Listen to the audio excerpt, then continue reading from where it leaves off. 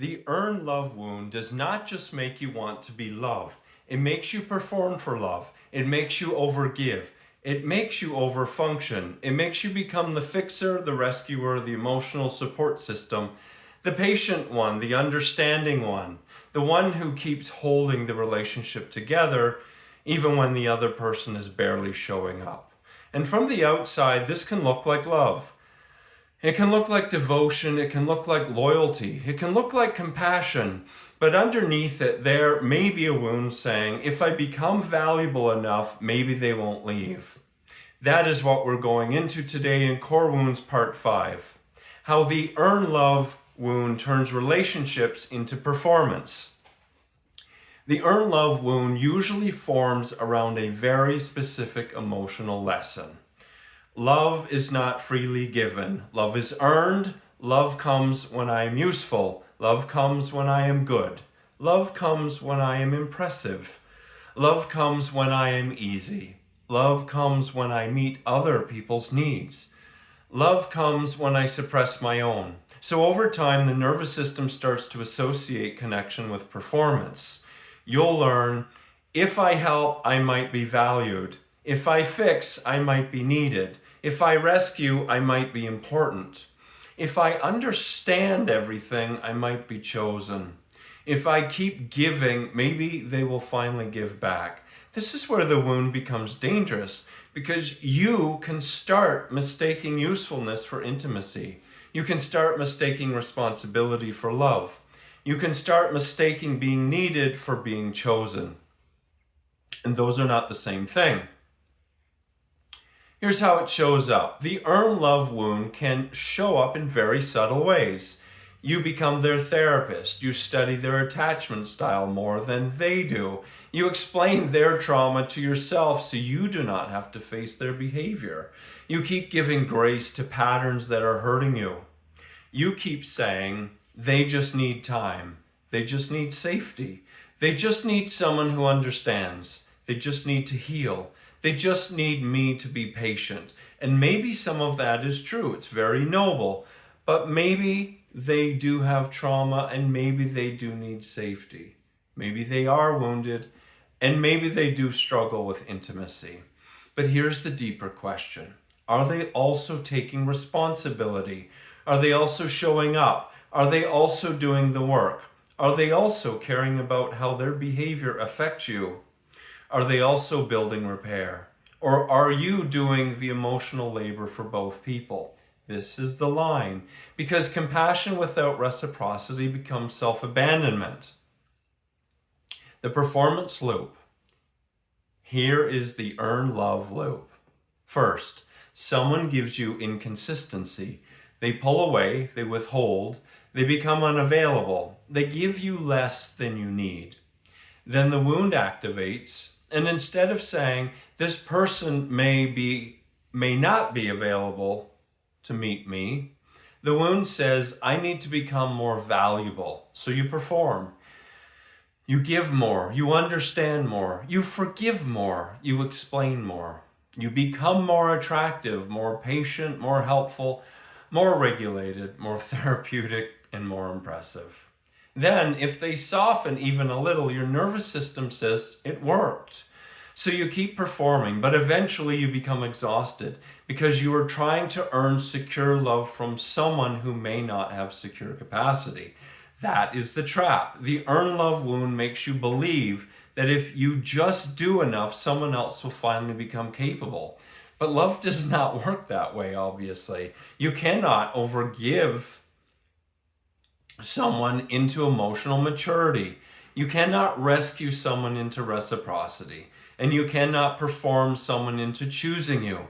You cannot become so useful that someone suddenly develops the capacity to love you consistently.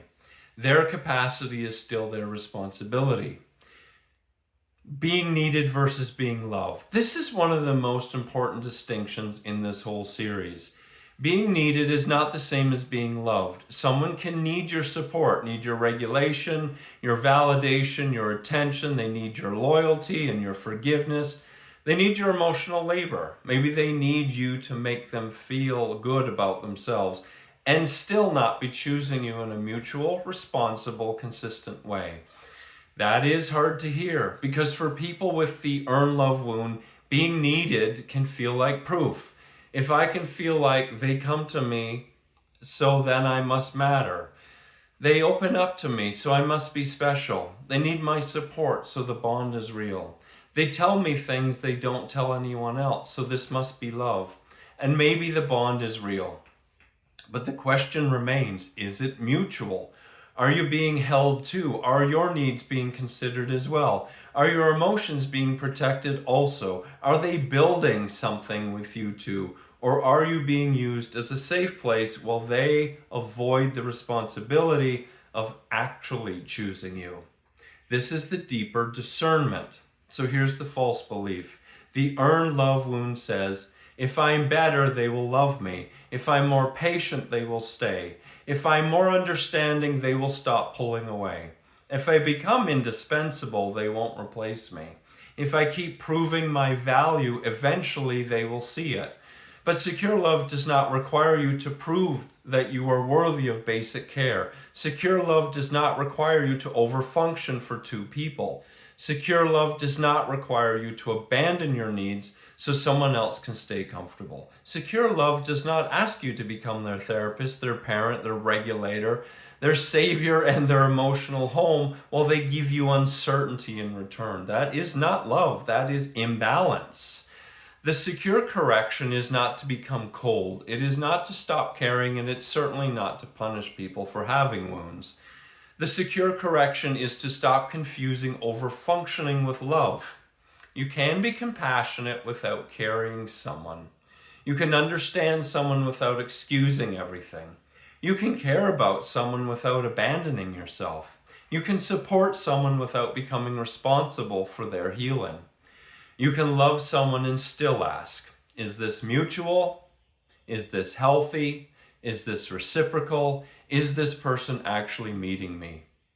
Am I being loved, or am I being used for regulation? Would this relationship still exist if I stopped overgiving? That last question is powerful. Would this relationship still exist if I stopped performing? What if I stopped chasing or initiating?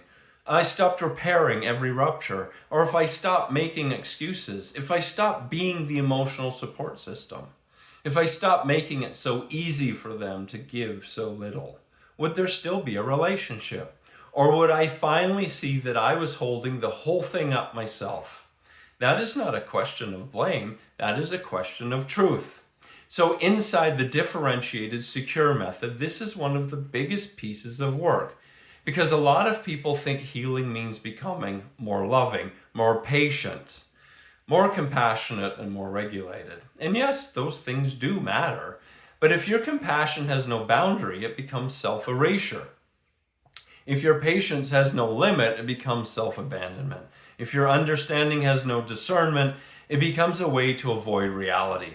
The DSM is about learning to regulate the wound before it chooses your behavior. So instead of performing for love, you pause and ask, what am I trying to earn right now? What am I afraid would happen if I stopped overgiving? Am I acting from love or from fear of being left? Is this support mutual? Am I choosing this, or am I auditioning? This is where secure choice begins. Not in becoming detached, not in becoming unavailable, but in no longer using self-abandonment as the price of connection. So for part 5, write this down. The earn love wound turns relationships into performance. It convinces you that if you are useful enough, patient enough, understanding enough, attractive enough, forgiving enough, or healing enough, someone will finally love you properly. But real love does not require you to audition for basic care. Being needed is not the same as being loved. Being useful is not the same as being chosen. Being someone's safe place is not the same as being in a secure relationship. Healing is when you stop trying to earn a place in someone's life by abandoning your place in your own. This is Core Wounds Part 5. And next we're going into the replacement wound. How being replaced or imagining someone else in your place can create obsession, comparison, panic, and the feeling that you have been erased.